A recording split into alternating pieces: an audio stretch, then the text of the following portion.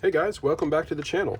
So today's video is showing you how I service the nozzle for the Dyson UP30 model. So follow along and I'll show you how to do it.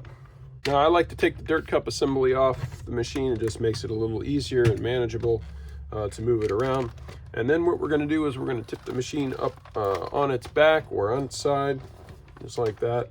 And what you want to look for is a little red lever. There's a little arrow on it like that, and we're going to slide that towards the ball, and then the nozzle is going to push off this direction.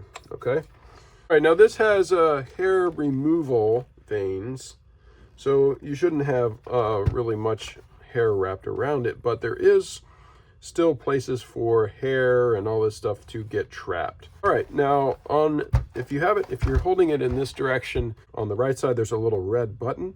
So we're going to push that red button, and then this is going to slide like that, and then that's going to release this brush roll assembly. And then you want to pull that completely out. The first thing that you want to do is, and this part is a little bit tricky, but we want to clean out anything that's behind this.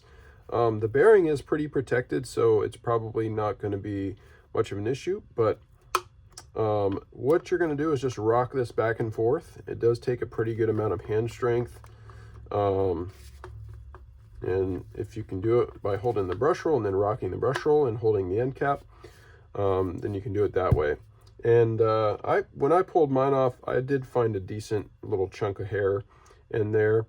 So we're gonna, this is your bearing here. This bearing is nice and free and clear, and you can clean this. You can wash this brush roll now with soap and water if you want.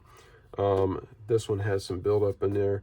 So right now there is no bearings in it, so you could wash this and not hurt anything. You don't want to get this wet because you do have a bearing right in here.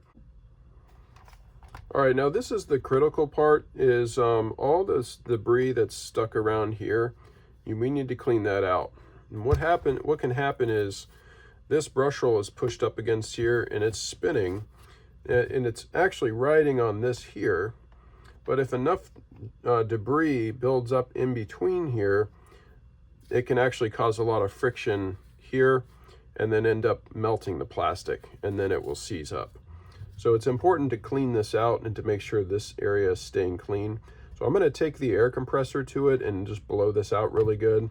You could use a vacuum, but usually an air compressor is probably the best thing. You could also just use like a screwdriver or a little pick to try to clean it out. But so we're just going to push our end cap back on nice and firmly like that, and then we're gonna slide our brush roll back in just like that, and then click it in. There you go. So no tools required, fairly simple and straightforward, but important maintenance to keep this head working great for you for as long as possible. And the last step is going to be taking this nozzle and reinstalling it back on the machine, and you're just going to line up this section here, make sure this is kind of straight up and down, and just slide it up and it pops in place and locks. All right, I hope this was helpful.